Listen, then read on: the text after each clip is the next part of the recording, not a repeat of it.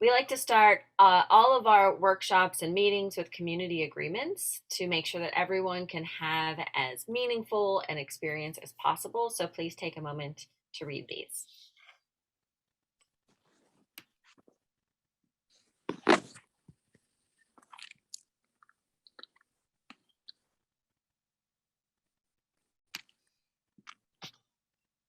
For those of you who may have not joined yet, at any point, camera on or off is up to you, so keep that in mind. And if there's anything you'd like to add to these community agreements, please go ahead and put those in the chat. And while I'm waiting to see if anybody wants to add to a community agreement, I want to say that I want this to be as interactive as possible. We're going to go over a lot of information. You don't have to wait to the end, though, with any questions or comments. If at any time during the workshop you have a question or comment, just put a Q for question or C for comment in the chat. And when I have a chance, I'll call on you and hear from you. So please go ahead and do that whenever something arises. I don't want to just keep going and you feel like you've fallen behind. I already know that ME Action has a fantastic community of storytellers. So I'd like to start by hearing from you. In the chat box, please write in 3 words something what sums up what makes a great story. So take a moment in the chat. Let us know, what do you think makes a great story? Wow, these are phenomenal answers. Relatable, personal, engaging, resonance, genuine, compelling, show, don't tell. Yes, fantastic. And you are all right. All of these elements. Humans are by nature storytelling creatures. So we've all been listening to and telling and seeing stories our whole lives. So you're absolutely right about these. And I actually do want to circle back. A couple people I did see put in some added community agreements. So I wanted to make sure I mention those. Be kind and compassionate. Yes, please. And confidentiality unless explicitly agreed. I think that would be a great community agreement, as we are sharing our experience and some medical history to keep. This is being recorded, though. It is going to be public, so maybe also keep that in mind. Do our best to honor each other's privacy, and also know that this video is going to be shared, so please don't feel any pressure to share anything that you wouldn't want out there on the recording. And I'll just quickly add that if something does come up that you later really feel upset about being shared publicly, you can just email me and we'll do our best just to cut it out of the video. But we do want to make it available for those who signed up but couldn't attend, but just make sure that you flag it for me. Thank you. Excellent. So, as I said, the Goodman Center has been we've been teaching storytelling and communication for a long time. Andy Goodman started it in 1998. I found them a few years ago through a storytelling program at the Corporation of Supportive Housing. We've done hundreds and hundreds of workshops for nonprofits like these, foundations like these here, colleges, universities, some corporate clients as well, and storytelling all over the world. Today we have people from all over the world as well. We worked with CARE in Guatemala. Up in the upper left-hand corner there, that's First Nations tribe, using storytelling to fight an oil pipeline. So what we've learned from storytelling all over the world is that no matter where you go, who you talk to, people tend to tell stories the same way. And no matter where you are, stories, I believe, are the most effective tool for changing people's minds and changing their behavior. Here's what we're going to talk about today. First, we're going to address a question that many of you might have. Just why are we asking you to tell your story yet again? Because a lot of you have shared your story through ME Action, through past Millions Missings campaign. So we're going to address that one head on right off the bat. Next, how do you tell a memorable and persuasive story of self? And then we want to make sure you're off to a strong start in telling your Millions Missing 2022 hashtag Millions Missing story for ME Action. So let's go ahead and get started. We have a lot to fit in today. Why must we tell our stories again? So the most simple reason to say this, I think, is that stories work. We don't have time today. I have tons of research and studies that show how stories help you remember. Stories are help change behavior. There's been a ton of work in studying how the brain works, how we store information, and stories are a huge part of that. But since we have such a tight time here together, I just want to show a few examples of storytelling in action. On the left, you see two incredible social justice movements. Hashtag Say Her Name campaign, bringing awareness to the often invisible stories of Black women and girls who have been victimized by police violence. And they tell the stories, say the names of these women to change the public's view and hopefully change policy as well. Lower left-hand corner, the Me Too movement is made up of millions of women who've told their stories of sexual harassment, assault, violence, and really shifted that story with some very public wins in that arena. And then on the right, I shared Donate Life California. The Goodman Center recently had a chance to work with Donate Life.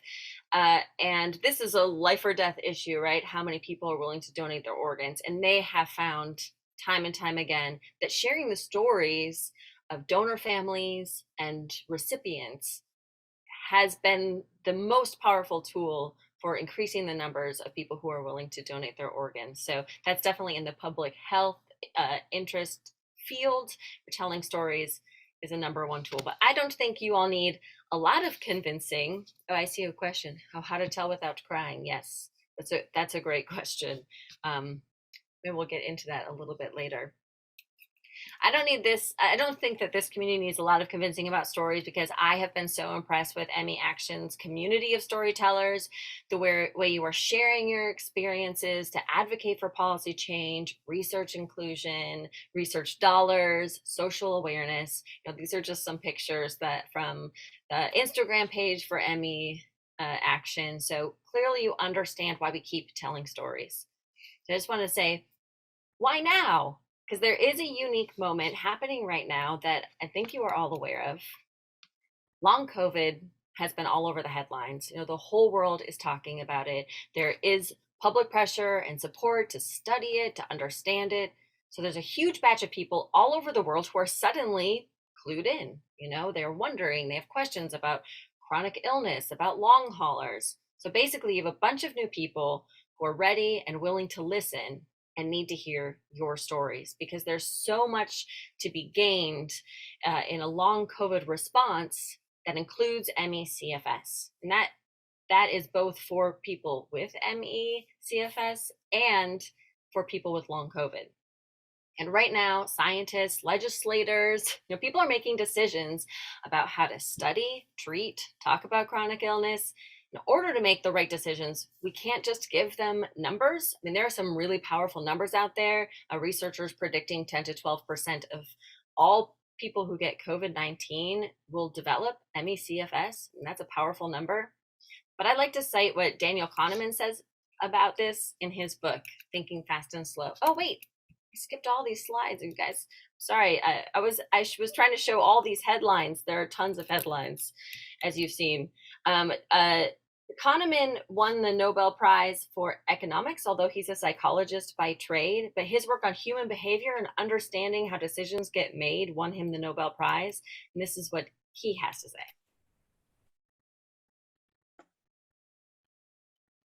So stories help us decide and change how we operate in the world.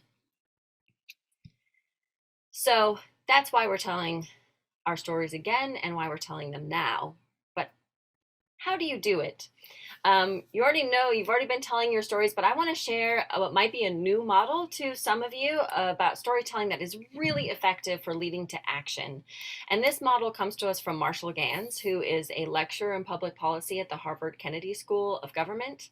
So if you're not familiar with Marshall Ganz, I just want to give you a quick bio on him and why we're going to talk about him and listen to what he says.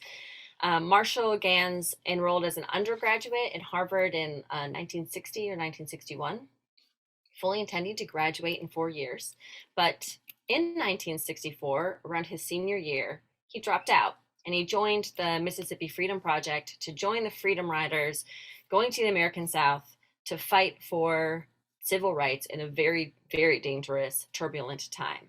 So he did that work for several years. And then he came back to California. He's a native California from Bakersfield. He didn't complete still his undergraduate degree, but he was tapped by Cesar Chavez, who was aware of the work that Gans had been doing with the civil rights movement.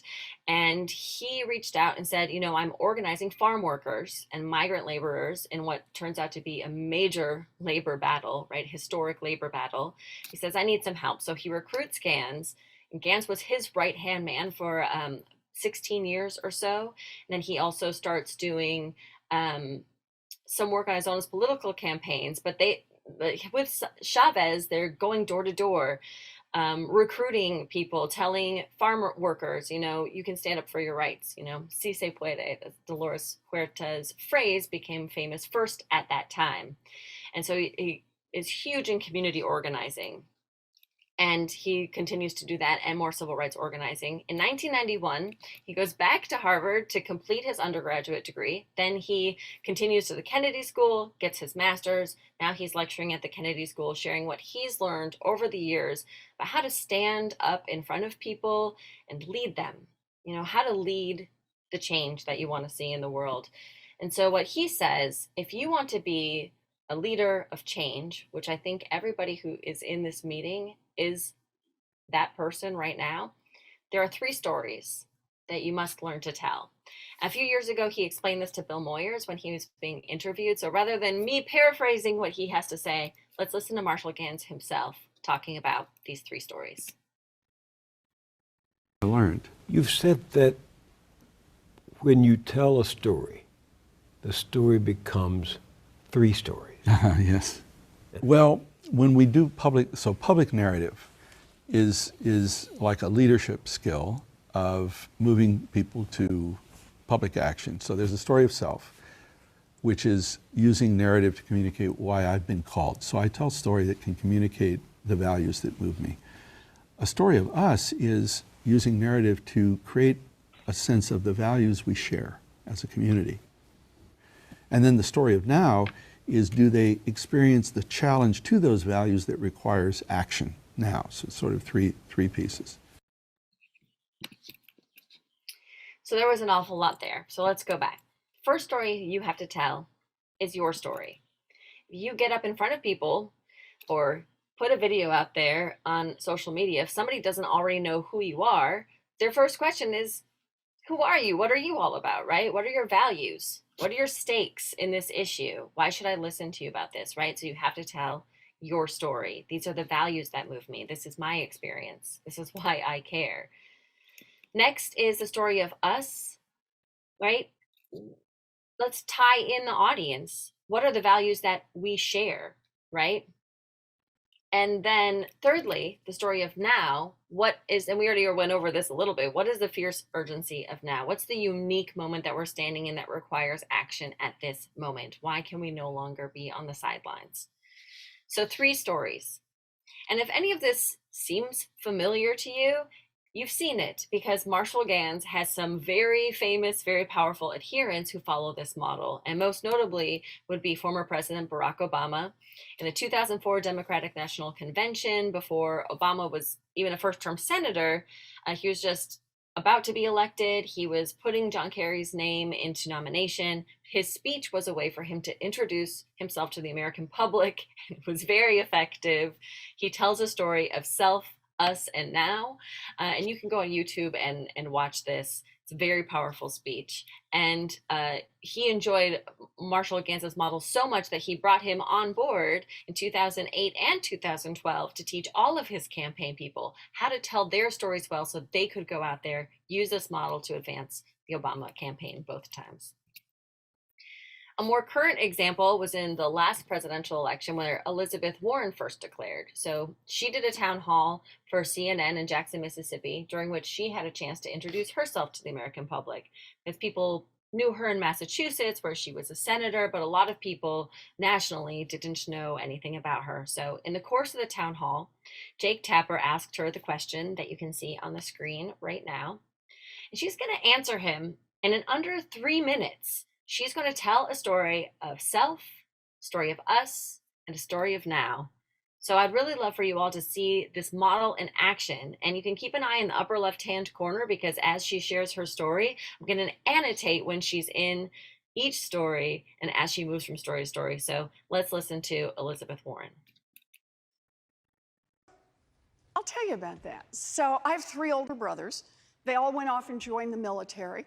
That was their ticket to America's middle class. I was the late in life baby. My mother always just called me the surprise. And about the time I was in middle school, my daddy had a heart attack, and it was serious. Thought he was going to die. The church neighbors brought covered dishes. It was a scary time. He survived, but he couldn't go back to work. And we lost our family station wagon. And at night, I'd hear my parents talk. And that's where I learned words like mortgage and foreclosure. And I remember the day that I walked into my parents' bedroom, and laying out on the bed is the dress. And some people here will know the dress. It's the one that only comes out for weddings, funerals, and graduations. And my mother's in her slip, and she's stocking feet, and she's pacing back and forth, and she's crying. She's saying, "We will not lose this house. We will not lose this house." She was 50 years old. She'd never worked outside the home. She was truly terrified. And I watched her while she finally just pulled it together, put that dress on, put on her high heels, blew her nose, and walked to the Sears and got a minimum wage job. And that minimum wage job saved our house, but more importantly, it saved our family. Anybody who wants to know me has just heard the story. But here's the thing for me now. For a long time, I used to think that was just a story about my mother. How when you get scared, you reach down, you find what you have to find, and you bring it up. And then years later, I came to understand this is a story about millions of Americans who, it doesn't matter if you're scared. When you got to do something to take care of people you love, you reach down, you find it, and you pull it up.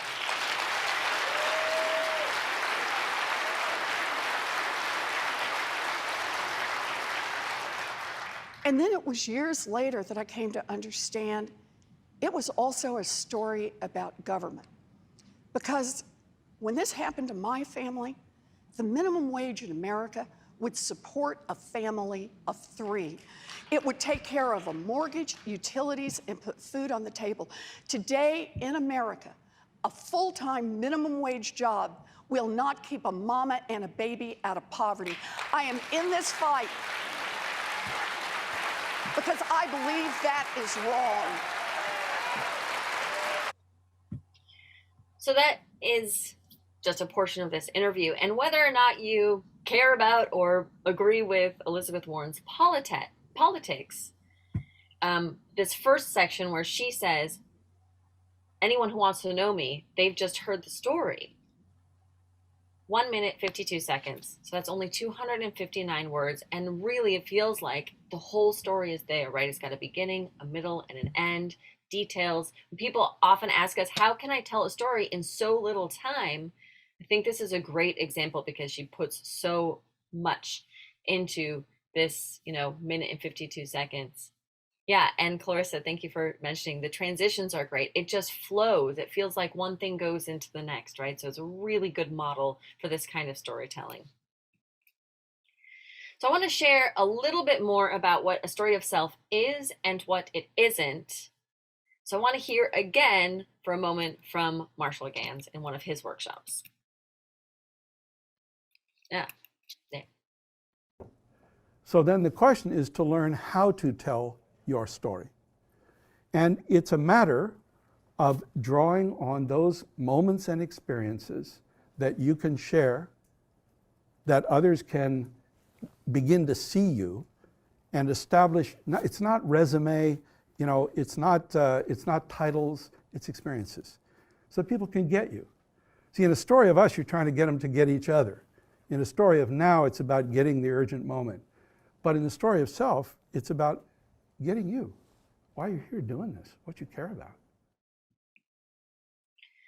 So the story of self, not a resume. It's not a list of the things you've done. It's not even your life story, right? From beginning to end. It's a moment or an experience that changed you, that gave you this value, that brings you here in this moment to this advocacy work. So I really want to make sure that point is clear.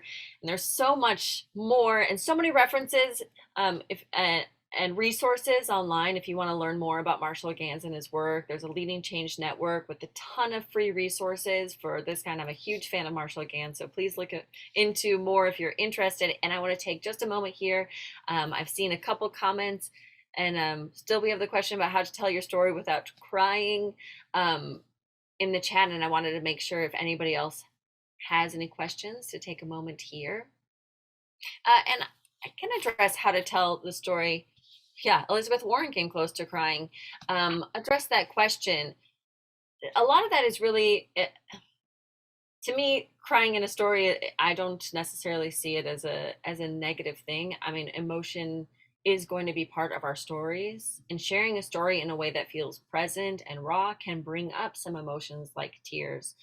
And if you're not comfortable telling your story and sharing it online, showing those tears, I would say it's a matter of just practicing a little bit, drinking a lot of water, taking some deep breaths, and sharing the story the way you want to. But if some of that emotion comes up, I think it can also be very powerful. And then I saw a comment from Rebecca. Rebecca, could you unmute and share your comment, please? Oh, I see. I'm a caretaker for my son. Whose story do I tell?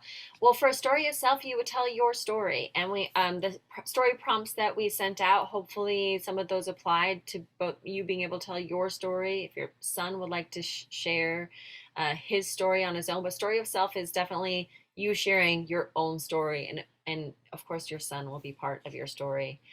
And let's see, what's the appropriate amount of time for a public story? Maya, thanks for that question. We all have different chances to tell our story. For the ME, like Millions Missing 2022 campaign, where a lot of this is going to be shared on social media. So there are definitely some constraints in terms of how much attention you'll have. I would aim for a 1 to 2 minute story. I do personally believe if it's so jam-packed, like the way Elizabeth Warren tells her story, the audience might go with you a little bit longer, but I would say keep it under 3 minutes. And yeah, great question about if I'm speaking to a congressional leader, would tears be inappropriate? I'm sure this is a huge matter of opinion, but I work with the Corporation for Supportive Housing on storytelling, and a lot of what they do is work with people who live in supportive housing to tell their story to, we go to Sacramento, pre-COVID, we went to Washington, D.C., and they shared their stories, and sometimes there are tears. There's an authentic emotional experience. Sometimes people might see that as being unprofessional. I don't adhere to that point of view. It's, again, the most important thing is that you feel you have agency, safety, and sharing your story in a way that serves you. But if you feel safe and supported and secure with sharing some of those feelings as they come up, I think it can be very powerful. Okay, thank you. Yeah, well, I have a kind of secondary question, like how much is too much to divulge? Like for me, what it ultimately boils down is to like how it affects my mental health. And where that's driven me to not have adequate care for a bunch of other things too. Yeah.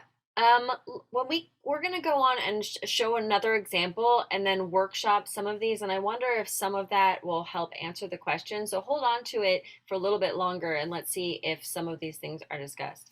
Now, Lori, do you mind holding on to some of these questions? I want to keep moving forward.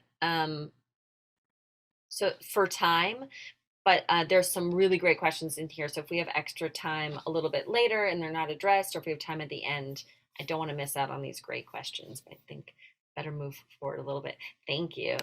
Make a note of them.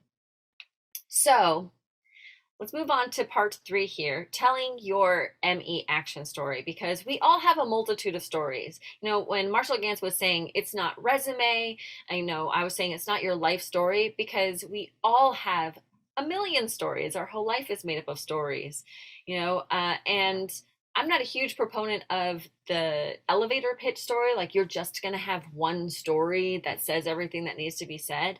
I believe in gathering stories like a quiver of arrows that you bring out for the right audience in the right moment, who you're talking to, why you're sharing your story.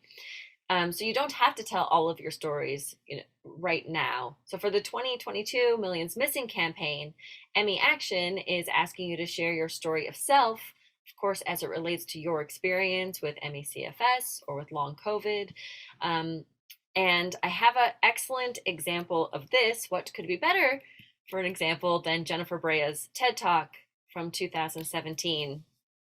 Her whole TED Talk, of course, is 17 minutes, and it is excellent. But I just want to show you the first less than the 2 minutes, because Jennifer here starts with a story of self. So take a look.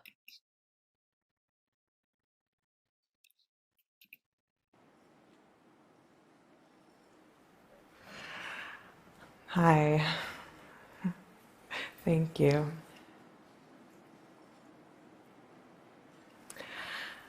So, 5 years ago, this was me. I was a PhD student at Harvard, and I loved to travel. I had just gotten engaged to marry the love of my life. I was 28, and like so many of us when we are in good health, I felt like I was invincible. Then one day I had a fever of 104.7 degrees.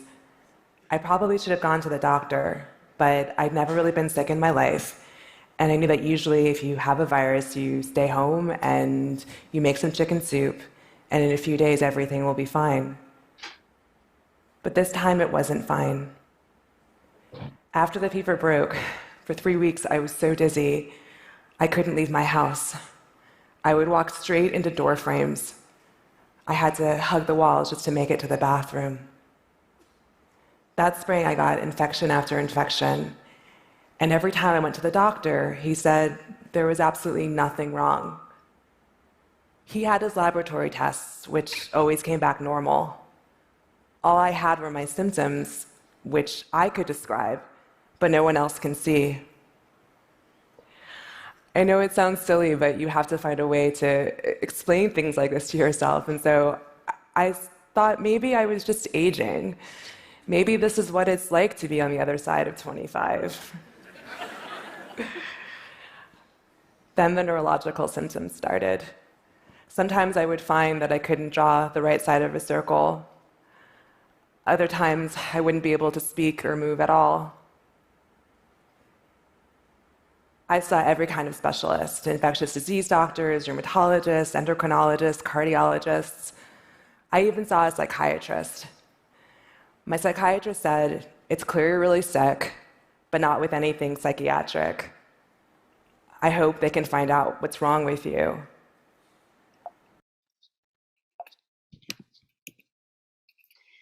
So again, this is just the first part of her excellent TED Talk. But she is doing so many things so well here. I thought it'd be useful to break it down together so you can see what's working and hopefully can set you on the course for sharing your story.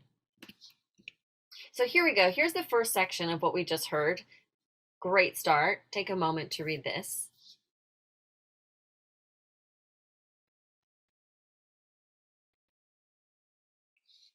So this is all what we just heard in the first section. Jennifer does a beautiful job of introducing herself to the audience here. And I was so happy to see her start because she has avoided a huge pitfall in advocacy storytelling, which is called deficit framing. And I see so much of this in the nonprofit sector, in foundations, in advocacy. So what deficit framing is, we meet a person and we're introduced to their story when everything is at its worst. Things are going wrong in their life. You've all been exposed to this, videos of starving children, pets that are shaking and need to be adopted, right? People who are experiencing homelessness, addicted, abused, sick. What Jennifer is exemplifying so beautifully here is called asset framing. And so this is Travian Shorters. He coined the phrase asset framing, another person that the more you can look up about Travian Shorters, the better. He just did an excellent interview with Krista Tippett that is mind-blowing. So if you have a chance to Google that, please do. But this is how he describes asset framing. Asset framing is about not defining people by their challenge, right? So once you recognize that I aspire to be a scientist or a leader, or maybe I just aspire to graduate high school. Like I have a goal to be a student, right? Whatever that aspiration is, if you acknowledge that aspiration before you go into my various challenges, you're telling a truer story about me, right?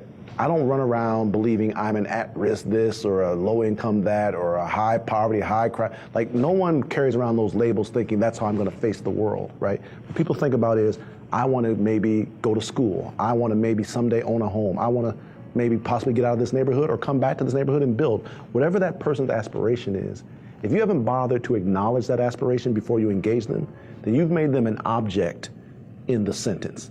They are a thing to be dealt with, to be moved, to be manipulated. They are not a person. And once you start to engage people as obstacles, once you start engaging people as problems, then recognize that you've now become the problem, right?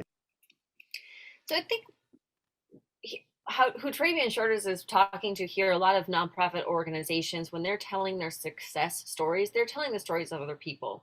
And I know everyone here is telling their own story, but we've seen so many examples out in the world of deficit framing. It affects how we tell our own story, right? And so I think all of the same things are true. And I would love to hear about your aspirations and your contributions before the challenges, right? And we're not going to ignore it. As you can see his quote here, it is not about ignoring all of the challenges. That's why we're here to tell these stories, to advocate for things to be better, right? So we're not going to ignore symptoms, side effects, trauma, but there is a reason why it's so effective when Elizabeth Warren starts her talk talking about being a surprise baby, about being in a military family, right? There's a reason why Jennifer Brea begins with her accomplishments, with her values. And it's that asset framing is more effective, better storytelling. So I want to show you a little schematic here. This is the 3-act story structure. We aren't really going to go over this today because there's not enough time. I want to tell you everything, but this is the most common structure for all over the world for telling stories. We've been hearing them and watching them in TV stories, TV shows and movies and books.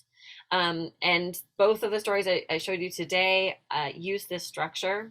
In Act 1, such an important thing happens, and it's identification. This is where the audience starts to imagine themselves in your shoes or living your life, right? Oh, I come from a military family too, right? Or I love to travel. I want to marry the love of my life, right? We start seeing ourselves in each other.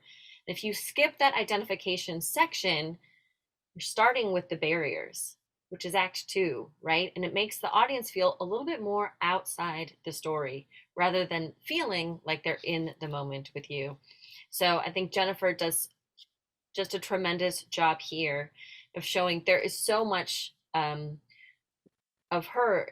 There's so much inside of each of us as a person, right? Illness is just a piece, a part. So how do you want to introduce yourself? And this is crucial to remember. You get to decide. How do you want to be met? How do you want to be seen, to identify yourself? All of this is an option and your choice. So in order for the audience to connect, to experience this moment of your life, to imagine themselves in your place, I recommend asset framing. Who are you? What are you all about? So in fact, I would love in the chat box for you to write a few things, either your aspirations, your goals, your hopes, your dreams, your contributions, things that you're proud of about yourself. I'm a student, I'm a great sister, or I'm a veteran, I want to get my master's degree. Go ahead, put some of those things in the chat right now, because I would love to hear from you. What are some things? I just finished my master's degree. Deb, congratulations. Great. Fluent in Spanish. Love that. I've been doing Duolingo for 1,000 days, but I still I want to write my memoir. These are beautiful. Audio engineer and composer. Great. So keep putting those in there. And when it comes time for you to share your Millions Missing story, I would love for you to start with that to be seen for all of these things that you contain. An athlete, worked at a food bank, freelance editor. And I see that Fantastic. Cynthia's hand is raised as well. Oh, thank you. Cynthia, go ahead and share. Unmute. Thank you. I liked your point about a lot of stories, because when you're doing short, I mean, and I'm a longtime advocate. I've had MECFS, for those that don't know, since 2009, but also advocated for cause before. So I really appreciate you doing this. But it's that struggle sometimes on which do you do first. Sometimes I am a disabled, low income person first, and sometimes I am the vice chair of the 50 plus committee in my affluent community, right now. I am someone that's been pushed into poverty by MECFS. I did own a house here for 30 years. So it's that balance. I think it's really good. But if you have any thoughts on, when you decide to lead with the kind of the deficit and go to the other things that you've done and are doing, because we talk a lot in this community about value. And I still, thanks to the pandemic, chair committees with my pillow behind my head in my community related to housing and disability, and other things. And I was a delegate to the Democratic Convention when my MECFS was better. That said, I've also lived in a motel for 1.5 years. And I'm just bringing this up with my wacky life. Lost my house, lost my health, 84 pounds. I can go that sentence that said it took everything from me and my son too. So that's just a short, like the very short. And how do you suggest sometimes, because with MECFS, first of all, there are some young people that didn't really have a chance to get their lives. They have goals, which I noticed you nicely brought up, yet accomplishments. Yet some of us are in that role that it also took a lot down, and yet we still are here rising above it. So, I think Elizabeth Warren's was a good example, but if you have any, can speak to, I find myself pulling them out and still struggling with what you said is the asset. Like, when do I pull which one out, or which do I lead with, which do I end with? Because to be honest, I'm also a cancer survivor, and I found, here's one last question, is sometimes people really like cancer survivors' stories because you succeeded. They like to root for somebody who survived and over. I say that as not in any way, I come from a cancer family, but it's easier for people to still feel bad for me that I had cancer than that I've had this horrible, debilitating disease, which is much worse. So yeah, I think that's much worse. And I'm one of the few that can say that. Sorry, this has been much worse. Yeah. So if you have any thoughts on those, I mean, I think all the places you're taking us are stunning, but it's short, and I'm not sure even myself, always, who does this almost weekly and daily, how to balance. Yeah, thank you so much, Cynthia. Great question. And there's so much more that could be said about asset framing. And I think it is about having all the information and then having the agency to make strategic choices. Mm-hmm. Now, the general rule from all I've heard about Trabian shorters, and again, I recommend listening to this interview because I think you get so much more depth to the knowledge about how it associates with systems and the stories in people's heads about who you are and why this asset framing, which really does mean putting the assets first. But that doesn't mean your whole story is this positive story about all the things that you have accomplished. Just like what Jennifer does here. Let me go back to this slide. This is just one sentence or so, right? A very short thing where she introduces a couple of things of her values that help the audience identify with her. Her whole story goes into all of these difficulties that she's had, the symptoms she's run up against, the doctors who she has met who can't help her or don't believe her, right? So I am recommending putting the assets first, but how you define yourself in relation to your illness or to your symptoms, that's up to you. I just think it's great when you have all the possible information and you get to choose how you want to share yourself with others. I hope that helps, but I do recommend looking more into Trabian shorters and this work on asset framing, because the way the human brain works, if we start hearing all of the symptoms first, people Uh-huh. start to identify that with the person. So I recommend looking more into it, but that's my recommendation. Start with some of these things about yourself first that people were putting in the chat. All right, so in interest in time, let's keep going through Jennifer's story. Something else that she does so beautifully, she brings emotion into the story. And I mean, we talked a little bit about this already with the idea that sharing your story might lead to tears, might lead to anger, might lead to hopefully some moments of joy, but emotion in the story is so key. We are all emotional creatures. And so finding ways to bring that emotion in. I love, she says, I felt like I was invincible. Not, that's still early in the story, and later there'll be emotions that she goes through when she's confronting the problems of MECSF. So bring emotion into your story. Here, her word choice, her tone, it's so personal, it's so relatable. The way she talks about, oh, I think you just go home and have chicken soup, right? So she knows that her audience here may not know very much about MECFS. She's not necessarily talking to a bunch of doctors or scientists. She's using terms that a general public audience can relate to and can understand. It feels like she's talking to a friend. So really effective to keep your tone personal and relatable. Here's the next section of her story. So take a moment to look over that.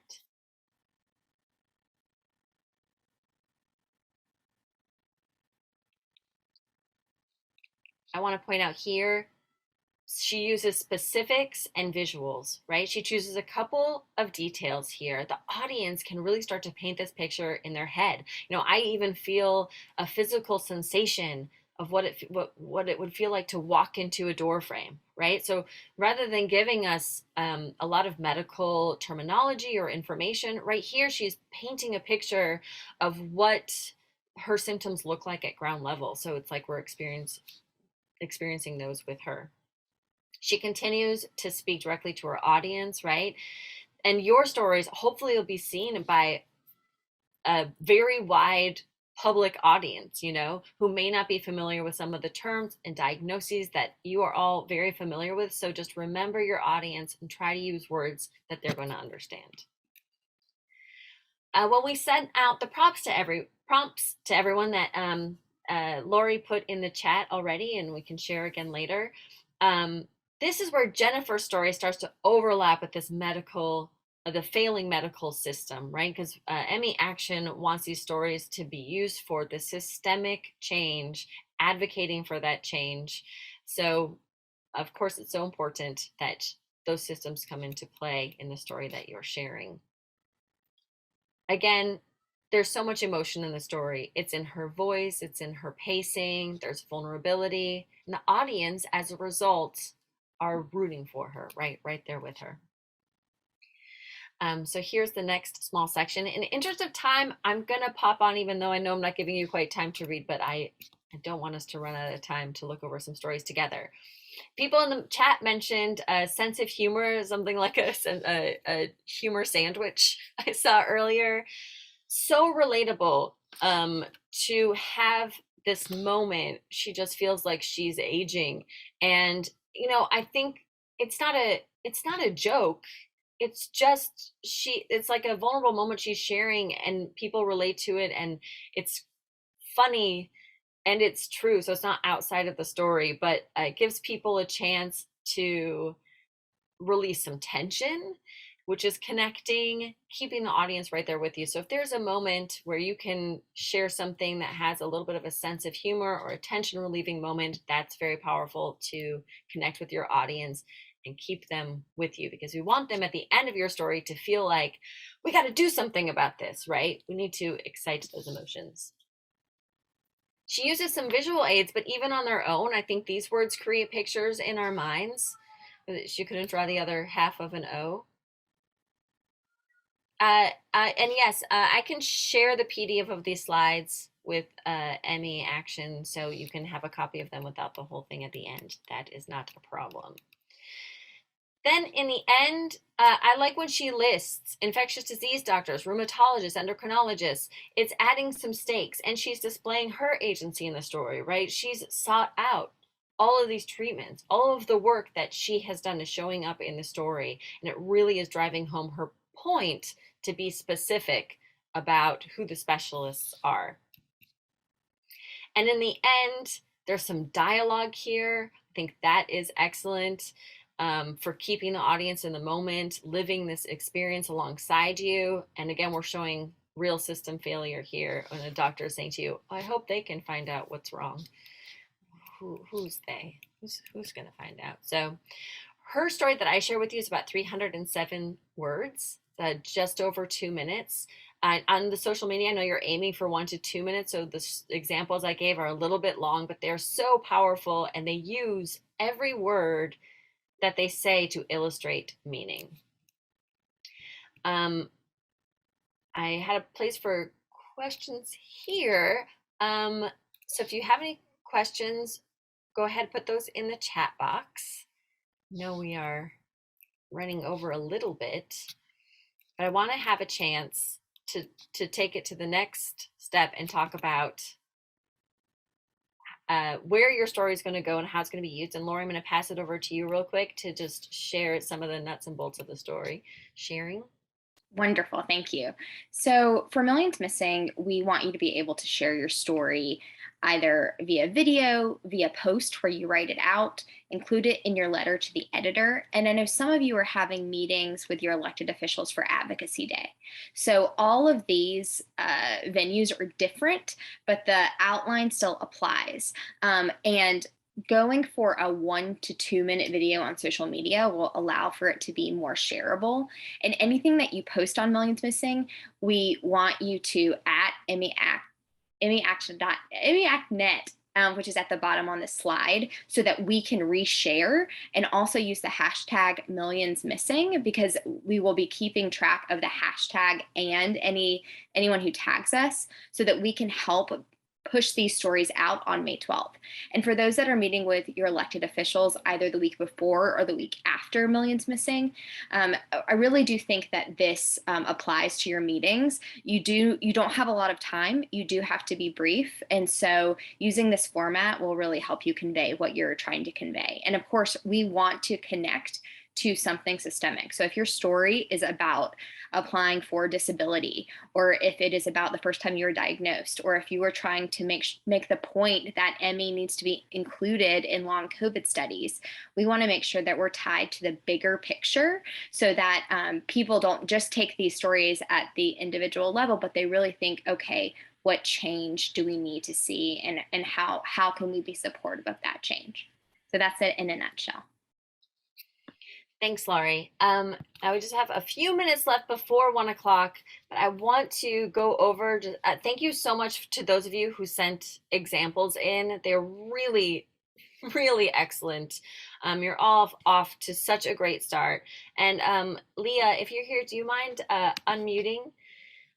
If everyone could take a moment to read what Leah shared here.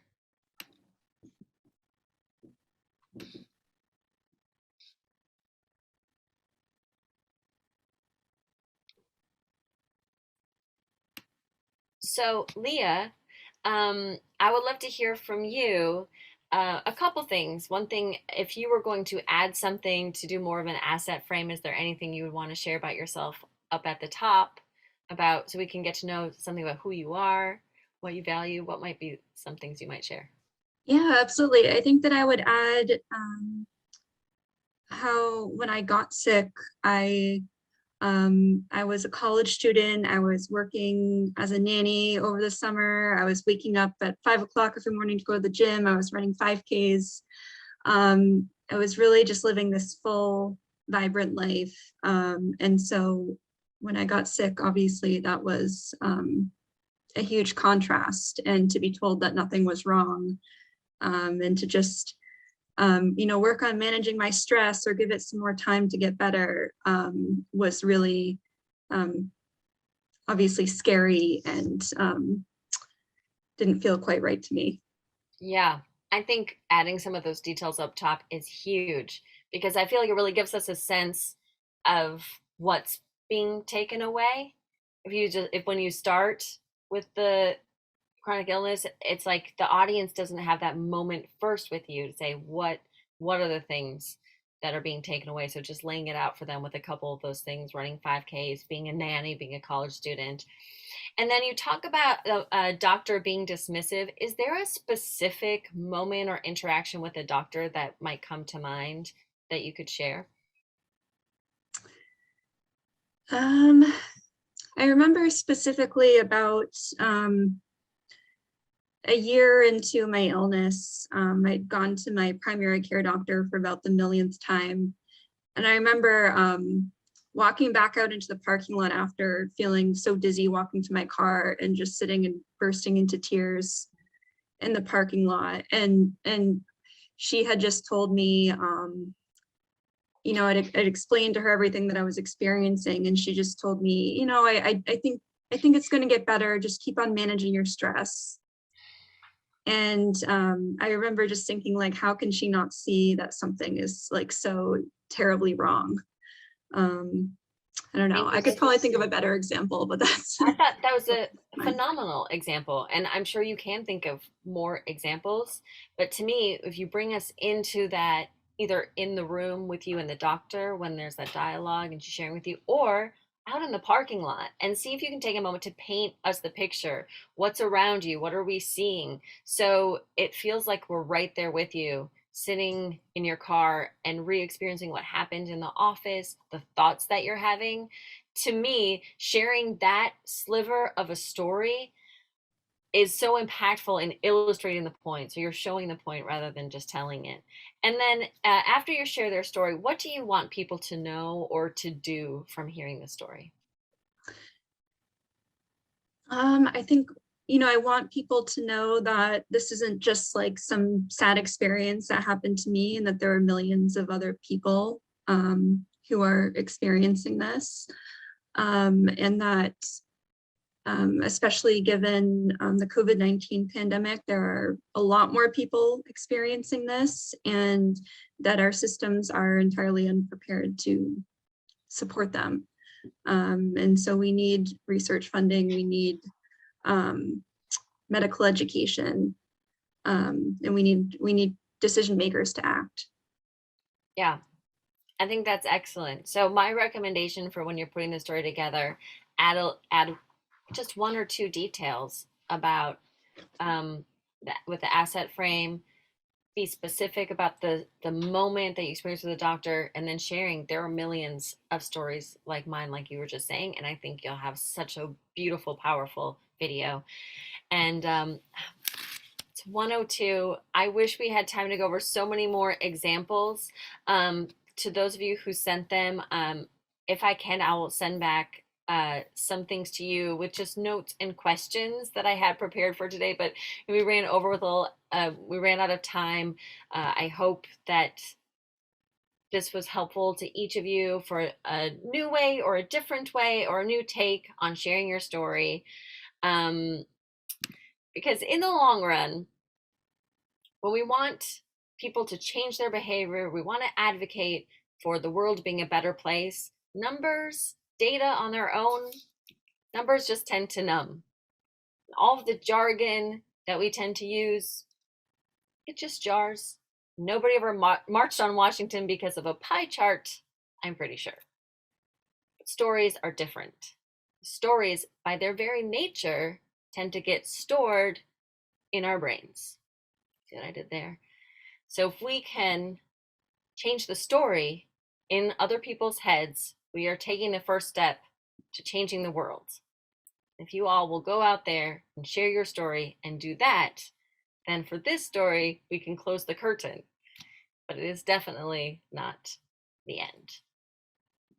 Thank you all so much for being here today, for being willing to share your story. Thank you to Lori and everyone at Emmy Action for inviting me here. I feel so privileged to be able to be a part of the Millions Missing campaign this year. Thank you all so much.